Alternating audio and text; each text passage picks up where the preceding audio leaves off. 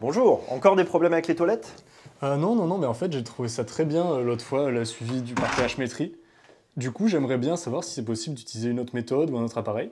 Ah, effectivement. C'est vrai que la dernière fois, on avait dosé ce déboucheur par pH-métrie, donc une solution de soude à 10%.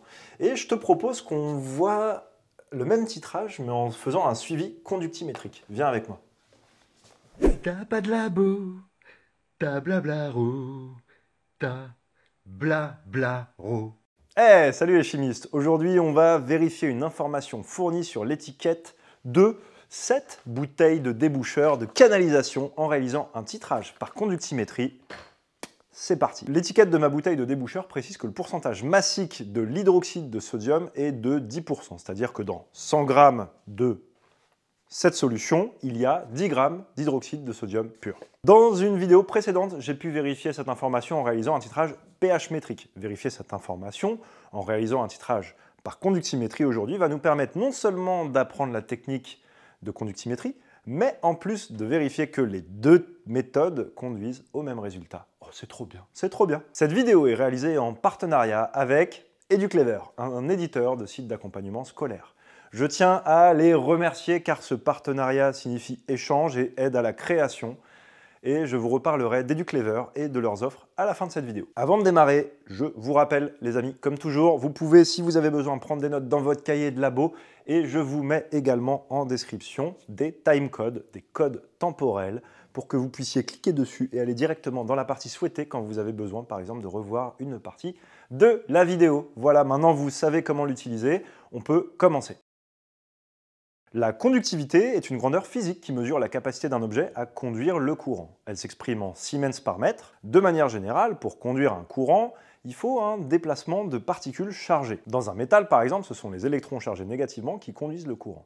Dans le cas qui nous intéresse, celui des solutions aqueuses, les entités qui conduisent le courant, ce sont des ions. Vous savez, H3O+, Na+, K+, Cl-, HO-, tout ça, tous ceux qui ont des charges là, ce sont des ions. Il est possible de déterminer la conductivité sigma d'une solution en utilisant un conductimètre. Selon les modèles de conductimètre, il mesure soit directement la conductivité, soit une grandeur qui lui est liée, la conductance. La conductance, notée G, est l'inverse de la résistance. G égale 1 sur R.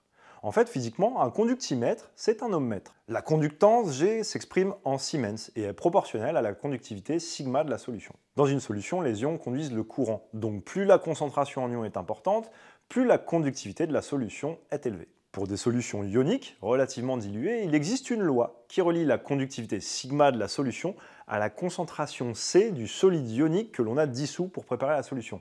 C'est ce qu'on appelle la loi de Kohlrausch, qui s'écrit sigma égale K fois C. On peut appliquer cette loi à notre situation. On a dit que notre déboucheur contient une solution aqueuse d'hydroxyde de sodium NaOH. La solution que l'on va titrer contient donc des ions Na+, et HO-. Et la conductivité s'écrit de la manière suivante. Sigma égale lambda de HO- fois concentration en HO- plus lambda de Na+, fois concentration de Na+. Bon, maintenant, la question à 1000 balles.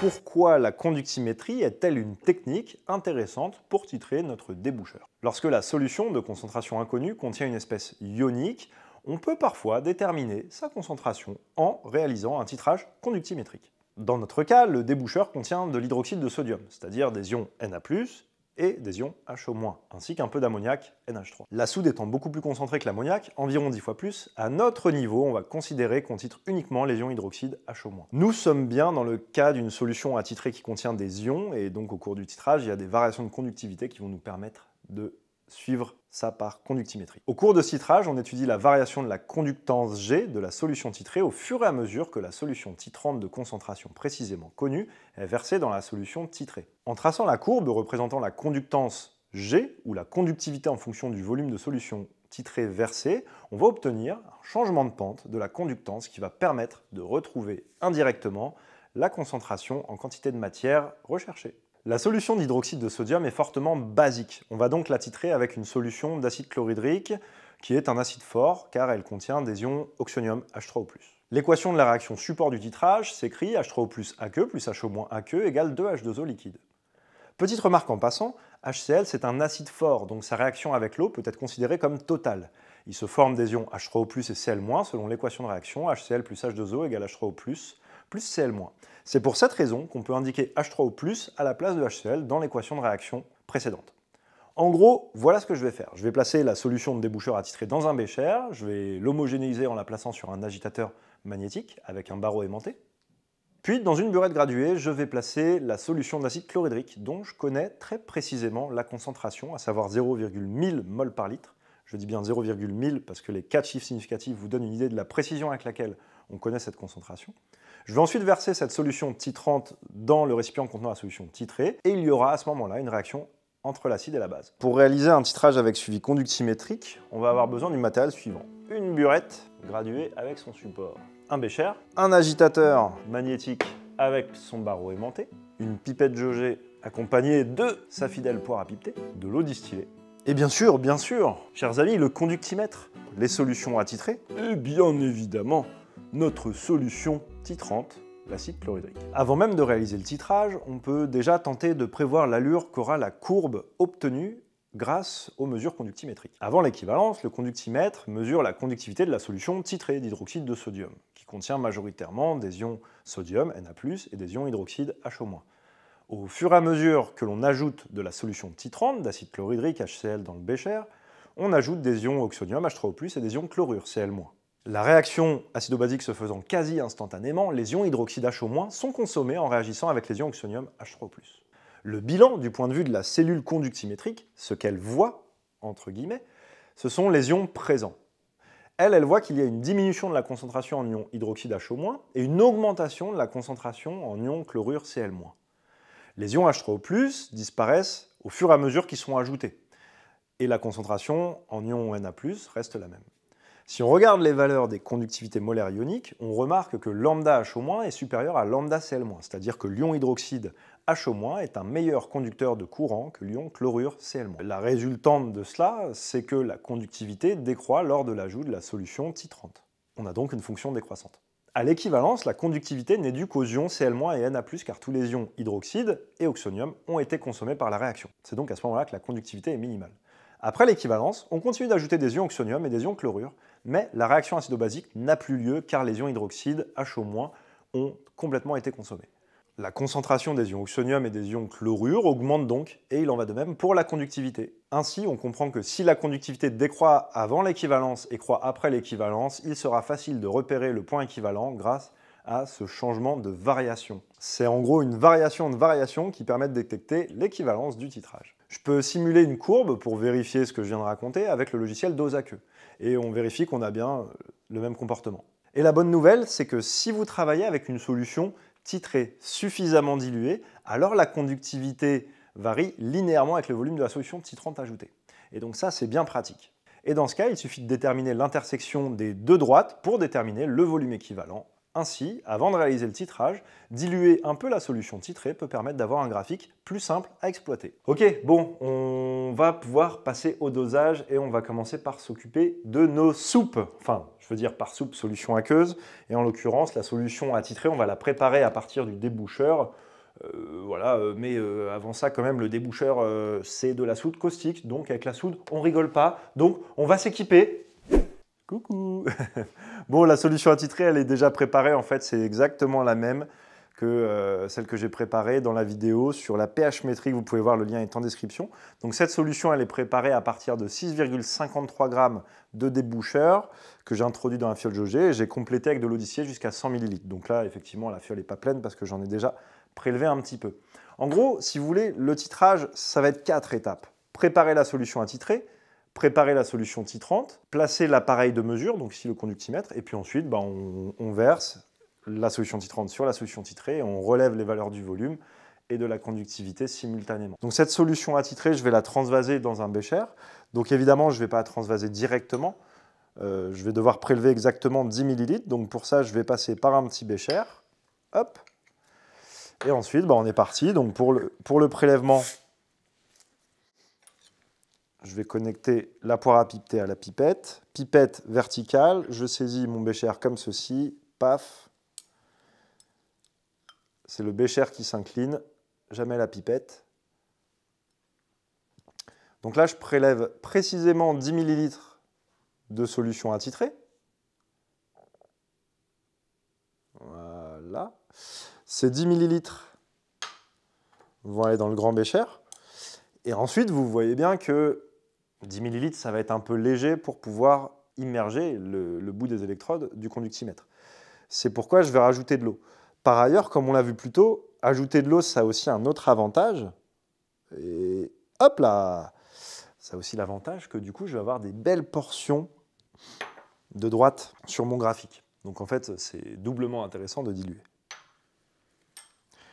Pouf! Voilà. Là, on va rajouter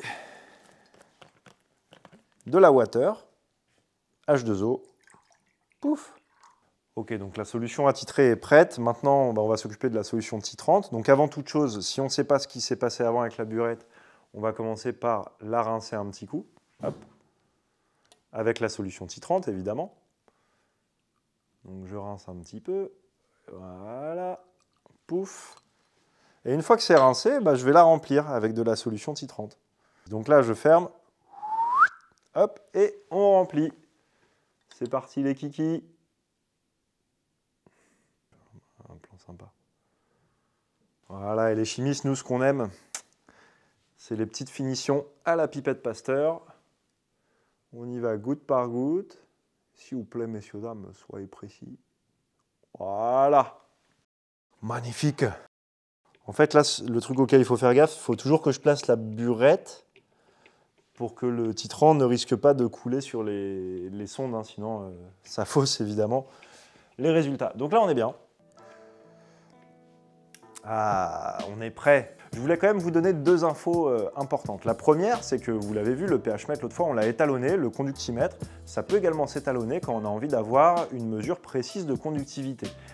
Néanmoins, dans le cas d'un titrage conductimétrique, où ce qu'on cherche, c'est une interaction, une intersection entre deux portions de droite, eh bien, l'étalonnage n'a absolument aucune influence. Donc, pas besoin d'étalonner le conductimètre. Ça, c'est le premier point. Deuxième point, et c'est pour ça que j'aime beaucoup le titrage conductimétrique, c'est que, vous vous rappelez, en pH-métrie, on avait fait un titrage rapide et un titrage précis, chose qu'on doit faire normalement tout le temps.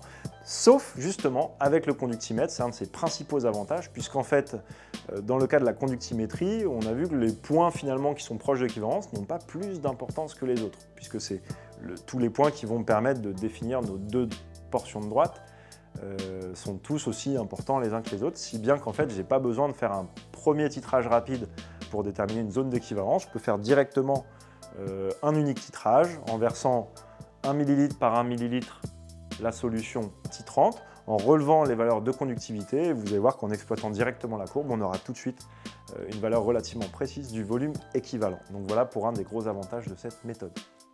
Et puis écoutez, ce que je vous propose, c'est que, encore une fois, on va avoir l'équivalence par deux moyens. Je vais rajouter quelques gouttes de phénolphtaléine. Ça me permet d'avoir une solution qui va passer du rose à l'incolore quand on va franchir l'équivalence. Et comme ça, je pourrais voir que je trouve bien la même chose par conductimétrie que par colorimétrie. Et évidemment, tout à la fin de la vidéo, on comparera avec ce qu'on obtient par pH-métrie pour voir si toutes nos méthodes fonctionnent bien et vous montrer à quel point la chimie est belle. Voyons. Allez hop, un peu de colorant. Poum, poum. Bon, on n'a plus qu'à faire le titrage.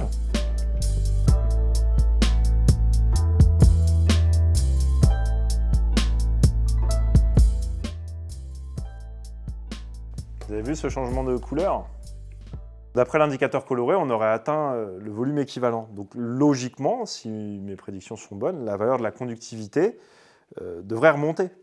Là, puisque ça veut dire qu'il n'y a plus de transformation chimique. Donc normalement, la sonde conductimétrique, tout ce qu'elle voit à la cellule, c'est des ions H3O+, et Cl- qui tombent dans le milieu, donc une conductivité qui doit augmenter. Et on va voir ça tout de suite. C'est bien le cas, ça remonte. Bon, je sais déjà que j'ai un volume équivalent voilà, qui est autour de 15,2, 15,3. Évidemment, on espère que la conductimétrie va nous le confirmer. Et vous voyez, je vais faire encore autant de points. Hein. Si j'étais vers 15, je vais aller jusqu'à 30 ml. Parce que ce qui compte, c'est pour avoir une bonne qualité sur ma portion de droite, ça va être d'avoir beaucoup de points. Donc une quinzaine de points à droite, une quinzaine de points à gauche, c'est super. Écoutez, j'ai pris toutes les mesures. Moi, je vais faire un petit peu de nettoyage, un peu de vaisselle, et on se retrouve ensuite pour le tracé et l'exploitation de la courbe. Je trace la conductivité en fonction du volume de solution titrante versée, et j'obtiens la courbe suivante. On observe bien deux portions linéaires qui se croisent. Je lis le volume équivalent en abscisse du point d'intersection des deux droites que j'ai obtenues en faisant des régressions linéaires. Ou mieux, je le calcule à partir des coefficients des droites de régression et j'obtiens volume équivalent égale 15,25 ml. Ça signifie qu'il faut 15,25 ml d'acide chlorhydrique à 0,1000 mol par litre pour faire réagir tous les ions hydroxyde H- de la solution titrée. Cool! On a maintenant tout ce qu'il faut pour vérifier que l'étiquette du déboucheur dit vrai. Nous pouvons écrire la relation à l'équivalence du titrage, quantité de matière d'acide versé à l'équivalence est égale à la quantité de matière de base titrée. NH3O plus EC égale NHO- déboucheur. La quantité de matière d'acide versé à l'équivalence, elle, est égale à la concentration en quantité de matière fois le volume équivalent. La quantité de matière de base titrée est alors égale au produit de la concentration en acide chlorhydrique et du volume équivalent. NHO- déboucheur égale CHCl fois VEC. Et puis l'application numérique donne 1,525 10-3 mol, soit 1,525 millimol. Je peux alors établir l'expression du titre massique TNaOH de la solution de déboucheur à partir des données suivantes. Vous pouvez mettre pause si vous souhaitez prendre le temps de l'établir par vous-même, ce que je vous conseille très vivement, car c'est une compétence exigible. Voilà, j'obtiens l'expression suivante, TNaOH égale CHCl fois VEC fois grand MNaOH divisé par petit m déboucheur fois V fiole divisé par V déboucheur. Je vous fais grâce à la démonstration car je l'ai déjà présenté en détail dans la vidéo sur la pH-métrie. Vous pouvez évidemment aller la voir et retrouver facilement le moment de la démonstration grâce au code temporel que je mets en description des vidéos. Bref, tout est en dessous. Je peux maintenant réaliser l'application numérique et j'obtiens, suspense, 0,0934, soit 9,34%. Ce titrage me permet de retrouver une valeur proche des 10% annoncés sur l'étiquette. Et avec le titrage pH métrique, j'avais obtenu 9,49%. Tout est en ordre. Ah là là, c'est bon les chimistes. En toute rigueur, pour valider un résultat par comparaison avec une valeur de référence, ici celle de l'étiquette, il faudrait évaluer l'incertitude de mesure, mais ce n'est pas l'objet de cette vidéo. Donc peut-être qu'on verra ça une autre fois. Enfin, comme je l'ai dit au début, la solution contient également un peu d'ammoniac, NH3, et donc là, ce dernier il a été titré en même temps que les ions hydroxyde. Si vous souhaitez titrer les deux bases séparément, il faudrait réaliser une distillation pour les séparer, puis faire des titrages séparés. Conclusion.